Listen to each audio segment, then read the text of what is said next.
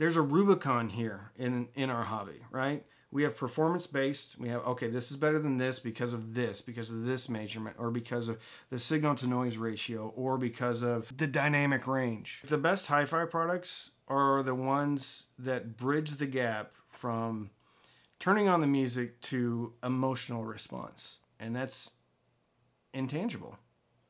I can't measure that. I can only share my experience with you. And my experience with the A10 Classic is one of emotion. And so I don't know how valuable this video will be for people.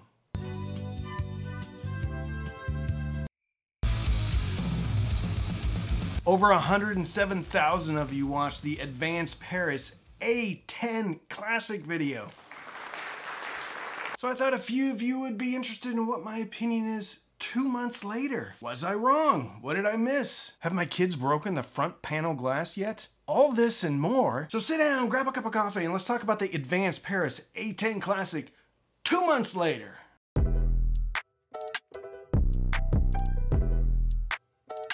Back in that bag again. Whoa, whoa, yeah, yeah. Hey. Back in that, yeah. Tell them to watch it. One of my favorite sponsors, Ridge, is back supporting the channel. We got a whole bunch of cool stuff to talk about. Right now, Ridge is running their 11-year anniversary sale. This is Mopane wood.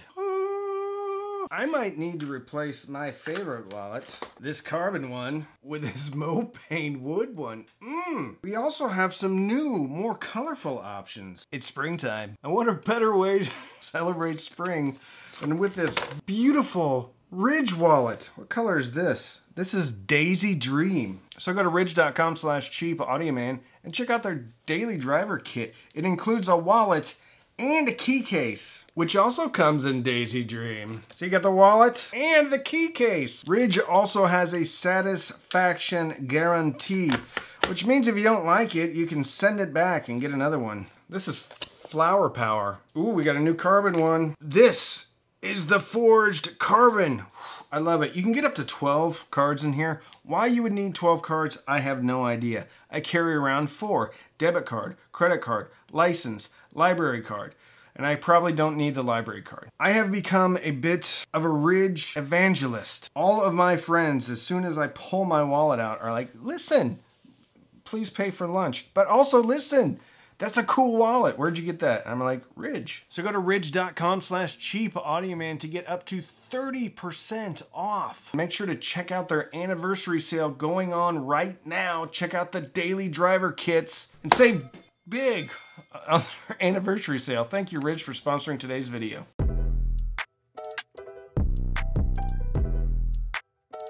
Back in that bag again. Whoa, whoa, yeah, yeah. Hey. Back in that, yeah. Tell them to watch it. If you want to check out the original video, I will link it right here. The A10 Classic from AdvanceParis is an integrated amplifier that comes in at $2,500. Trigger warning. And I know that's a lot. However, kind of looks like a Macintosh, but for 1/3 of the price. This is a hybrid amplifier, which means you have tubes on the preamp section, Class AB on the back end, and to put another wrinkle in it, it has a Class A high bias that actually puts out, and I left this out on the first video, up to 20 watts of Class A power. And for me, if I'm looking at the VU meters, I almost never use 5 watts, let alone 20 watts. So pretty much all of my listening is in the Class A bias. I also did not mention the tube type. It is ECC81s. Is that 2 C's? Also known as 12 AT7 tubes. So I did a quick search on Tube Depot, and I found tubes from $25 all the way up to $450. And the $450 tubes, wait for it, Telefunken diamond bottoms, $450 a piece. I'm gonna make the joke, even though I don't feel like I should make the joke because it's probably in poor taste. Okay, Telefunken diamond bottom. I feel like that's a nightclub by an industrial park underneath kind of a freeway, and there's probably no ladies' nights at that bar. Nightclub. Terrible.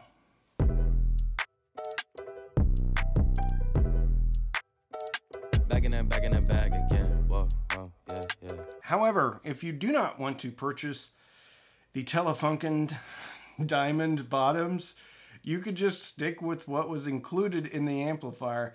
And I was told that they are either JJ or PS Vane. If you know about tubes, put it in the comments. Are those good tubes or not? I briefly touched on this, but it's 130 watts into 8 ohms and 190 watts into a 4 ohm load. There's 2 sets of binding posts on the back for 2 pair of speakers. So speaker A, speaker B, or you can run speaker A and B at the same time.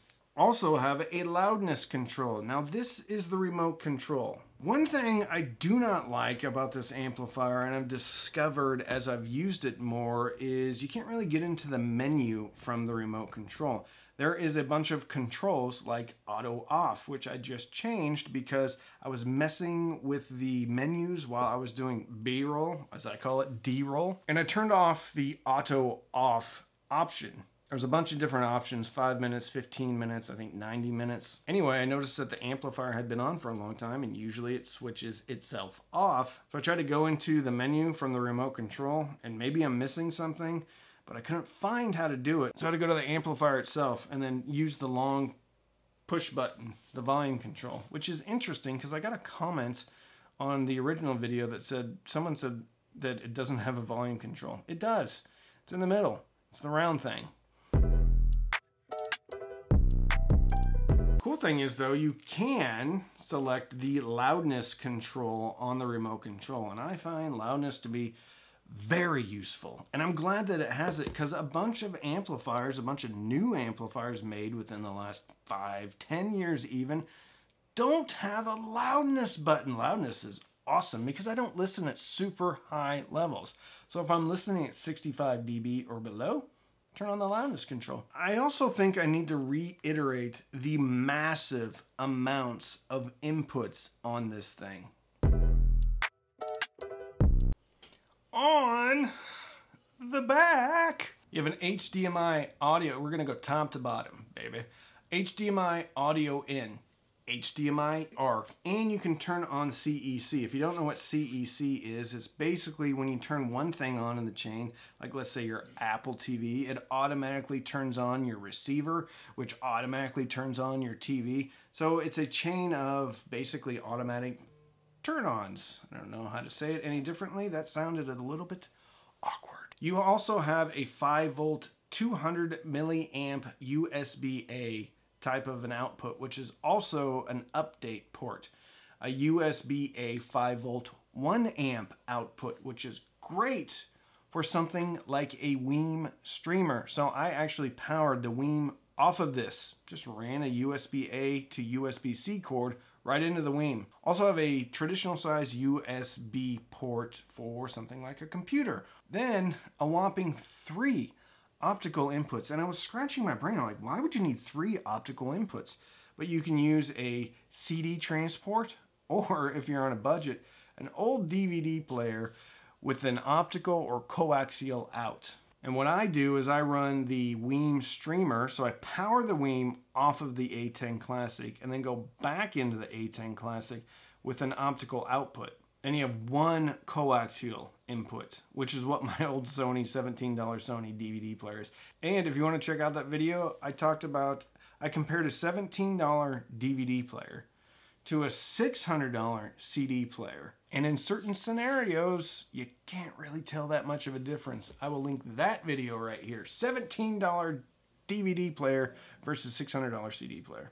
And then next to the right of the coax, you have wireless digital module. Don't know what that means. On the left, you have your 2 sets of speaker binding posts. Now, if you are hooking up and running 2 sets of speakers at the same time, you need to keep the impedance low to 8 ohms. So make sure you're not running any super hard to drive speakers on this thing.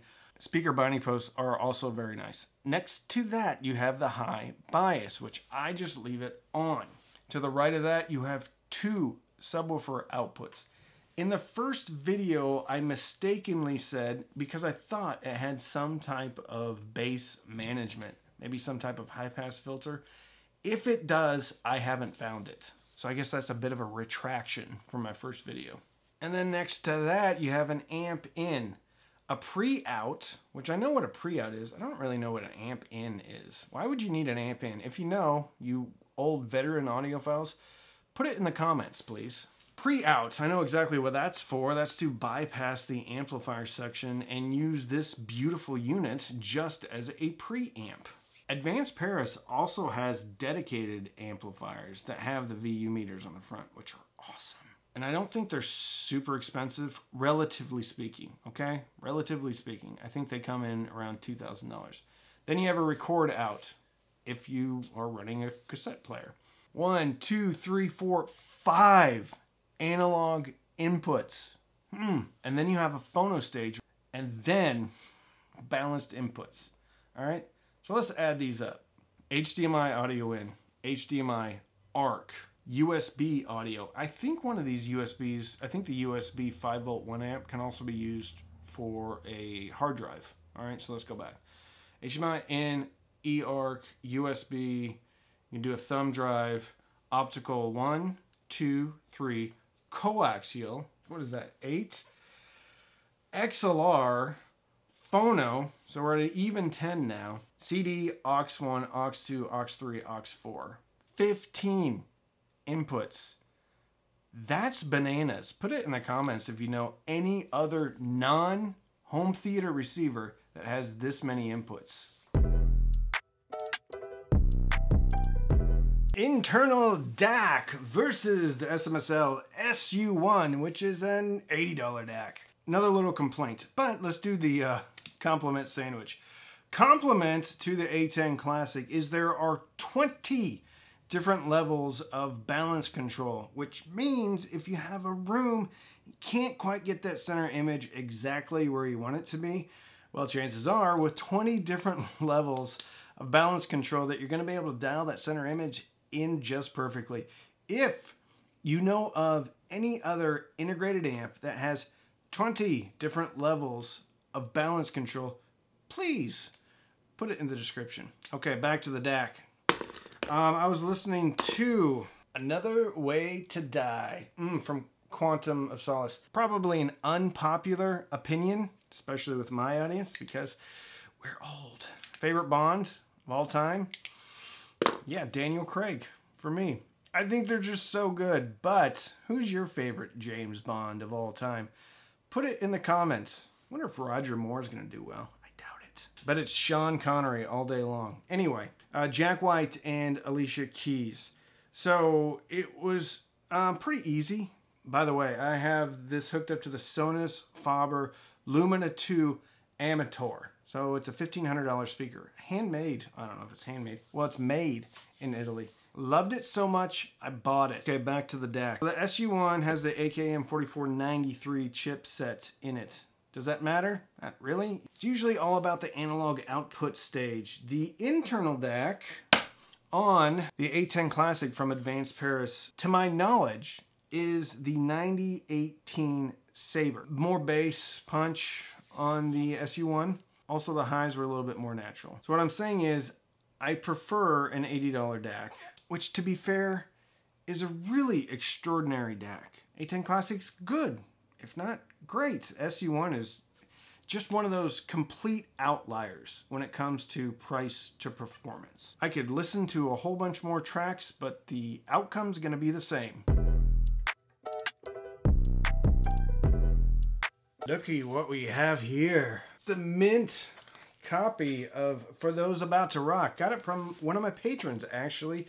Steve. He has got a really cool Discog store.